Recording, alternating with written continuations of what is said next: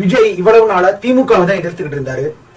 அதிமுகவை இன்னவருக்கு அந்த அளவுக்கு எதுவுமே எதிர்க்கல, அதை பத்தி பேசவும் இல்லை அப்படின்னு பரவாயில்ல எல்லாருக்கிட்டையுமே ஒரு பேச்சு இருந்துச்சு.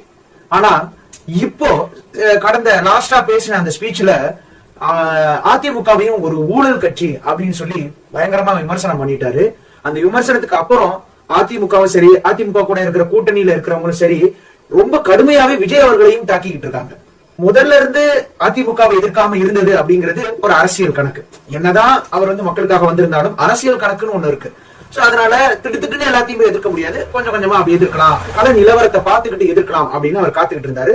சோ கள நிலவரம் அவருக்கு சாதகமா அமையலையோ, இல்ல அவங்க என்ன மாதிரி ஒரு குணத்துல போனாங்களோ, இல்ல இந்த கிட்டத்தட்ட இந்த கரூர் சம்பவத்துக்காக சிபிஐக்கு போயிருந்தாரு ஜனநாயகன், இந்த மாதிரி விஷயங்கள் எல்லாம் பாத்தீங்கன்னா அவருக்கு அழுத்தம் கொடுக்கப்பட்டதா அவரே சொல்றாரு. சோ அந்த அழுத்தத்துக்கு மறைமுகமா பின்னாடி இவங்க இருந்தாங்களா, இல்ல இதெல்லாம் நம்ம யூகிக்கக்கூடிய கருத்துக்கள் தான், எதுக்குமே சான்று கிடையாது. சோ இந்த மாதிரி காரணங்களால அவர் அதிமுகவை எதிர்த்தாரா அப்படிங்கிறது இல்ல, எல்லாமே ஒரு அரசியல் கணக்கு தான். திமுகவை எப்படி ஆளுங்கட்சியா எதிர்க்கிறாரோ அதே மாதிரியே இப்போ அதிமுக ஒரு ஸ்ட்ராங்கான ஒரு கூட்டணி ஒண்ணு வச்சுக்கிட்டு இருக்காங்க பிஜேபி கூட.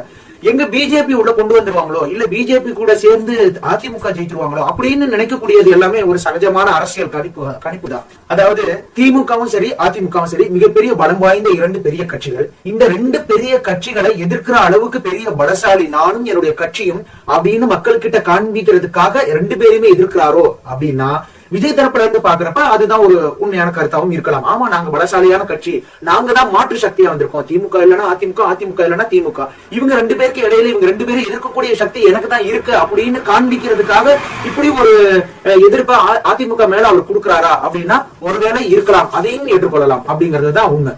ஏன்னா அரசியல் எதிரி திமுக, அடுத்தது கொள்கை எதிரி பாஜக. ஆனா இப்ப இந்த பாஜக என்ன பண்றாங்கன்னா முழுக்க அஇஅதிமுக சேர்ந்து மிகப்பெரிய ஒரு கூட்டணி அமைச்சுக்கிட்டு இருக்காங்க.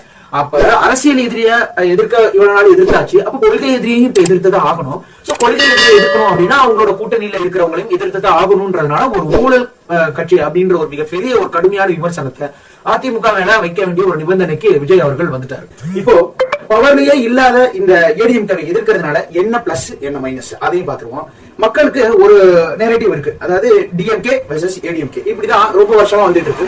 சோ விஜய் அவர்களுடைய இந்த இரண்டு பேருக்குமான இந்த குற்றச்சாட்டு அப்படிங்கிறது இந்த டிஎம்கே வெர்சஸ் ஏடிஎம்கே இல்ல, இப்போ ஆளுங்கட்சியா இருக்க டிஎம்கே வெர்சஸ் டிவிகே அப்படிங்கிற ஒரு நெரேட்டிவா மீண்டும் அவர் முன்னாடி கொண்டுட்டு வராரு. அதுவும் இல்லாம ஏடிஎம்கே ஊழல் செஞ்ச கட்சியா அப்படின்னா அது யாரும் இல்லைன்னு சொல்ல போறது இல்ல.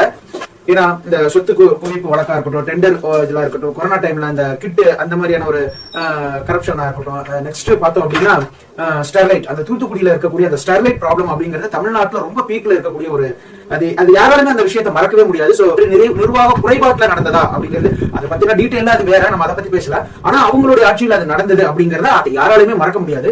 சோ அந்த மாதிரி சில சம்பவங்கள், அந்த மாதிரி சில கரும்புள்ளிகள் ஏடிஎம்கே ஆட்சியிலையும் இருக்கு. இதெல்லாம் விஜய்க்கு ஓரளவுக்கு பிளஸ் அமைஞ்சது.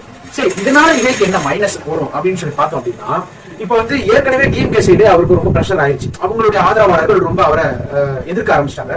இப்ப ஏடிஎம்கே காரங்களும் சேர்ந்து எதிர்க்கிறது அப்படிங்கிறது அவருக்கு இன்னும் பிரஷர் ரொம்ப அதிகமாக்கி விடும். சோ இப்ப விமர்சனத்துக்கு இந்த மாதிரி பகைக்கு பதில் சொல்றதா, இல்ல மக்கள் பிரச்சனைக்கு நம்ம ஏதாவது சொல்யூஷன் தேடுறதா அப்படிங்கிற மாதிரியான ஒரு பிரஷருக்குள்ள வந்துடுறதுக்கான வாய்ப்புகள் அதிகமா இருக்கு. இன்னொன்னு என்னன்னா, ஒரு புது கட்சி அவங்க டிஎம்கே எதிர்க்கிறாங்க, ஓகே, இது ஒரு ரூலிங் பார்ட்டியை எதிர்க்கிறது அப்படிங்கிறது ஒரு நார்மல் பாலிடிக்ஸ். ஆனா இப்படி எதிர்கட்சியை எதிர்க்கிறதுனால இந்த அடிமட்ட தொண்டர்கள் இருப்பாங்க, இந்த களத்துல நிக்கக்கூடிய அந்த தொண்டர்கள் இருக்காங்க, அவங்களுக்கு கொஞ்சம் இஷ்யூ ஆகும். அங்க இவங்களும் பிரஷர் கொடுப்பாங்க, இவங்களும் பண்ணுவாங்க, இவங்க ஏதாவது பண்ணலாம்னு நினைக்கிறப்போ அங்க ரெண்டு பேர்கிட்டயுமே சப்போர்ட் இல்லாம கொஞ்சம் அந்த அதான் நான் சொன்னேன், பிராக்டிகலா ஒரு அட்மினிஸ்ட்ரேட்டிவ் ப்ராப்ளம் அந்த இடத்துல வரும். கொஞ்சம் ஒரு ஸ்ட்ரக்சரலா அந்த இடத்துல ஒரு சில விஷயங்களை அவங்க ப்ராசஸ் பண்றப்போ ஒரு சில பிரச்சனைகளை அவங்க சந்திக்க கூடும். ரெண்டு பேருமே அவங்களுக்கு ஆப்போசிட் பார்ட்டியா அமைஞ்சா எம்ஜிஆர், ரெட்டலை, ஜெயலலிதா, இந்த மூணையுமே மறக்காம வச்சிருக்கக்கூடிய விசுவாசிகள் இன்னமும் இருக்காங்க.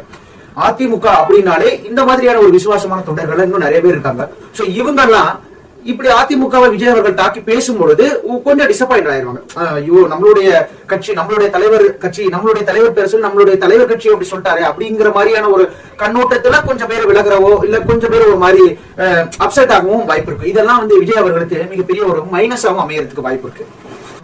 சோ பதிவினுடைய இறுதியில இப்போ எல்லாருமே மக்கள் என்ன சொல்றாங்கன்னா, இவர் புதுசா ஒரு கட்சி ஆரம்பிச்சிருக்காரு, இவர் இவ்வளவு பேரை எதிர்க்க வேண்டிய அவசியம் இருக்கா என்ன, ஏன் இவர் மக்கள் பிரச்சனையை பேசிட்டு மக்களுக்காக எதிர்த்து நின்னுட்டு போயிடலாமே அப்படின்னு நிறைய பேர் கொஞ்சம் ஆதங்கப்படுறாங்க. இதெல்லாம் தேவையில்லாத ஒரு இஷ்யூவை கிரியேட் பண்ணிட்டு இருக்காரோ, அவருடைய பேரை அவரே கெடுத்துக்கிறாரோ, இல்ல இது மாதிரி நிறைய விமர்சனங்களையும் பகையையும் உண்டாக்கிக்கிறாரோ, மக்களை ரொம்ப குழப்பறாங்களோ அப்படின்ற மாதிரி எல்லாம் சில மக்கள் சொல்றாங்க.